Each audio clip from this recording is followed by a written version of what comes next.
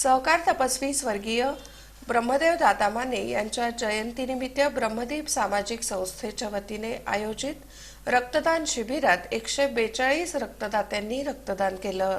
सहकार तपस्वी स्वर्गीय ब्रह्मदेव दादा माने यांच्या जयंतीनिमित्त ब्रह्मदीप सामाजिक संस्थेच्या वतीने आयोजित रक्तदान शिबिरात 142 लोकांनी उत्स्फूर्तपणे रक्तदान केलं।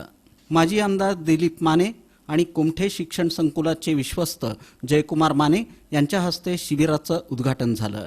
यावेळी माजी नगरसेवक बाळासाहेब माने, चंद्रकांत लिंबीतोटे, संस्थेचे संस्थापक अजित माने, गुरुसिद्ध कस्तुरे, रसूल शेख, सुभाष अवताडे, तानाजी शिंगारे, राजीव मायनाळे, घुडूभाई शेख, शावरप्पा वाघमारे, युवराज सुरवसे, संस्थेचे अध्यक्ष समीर शेख यांची प्रमुख उपस्थिती होती।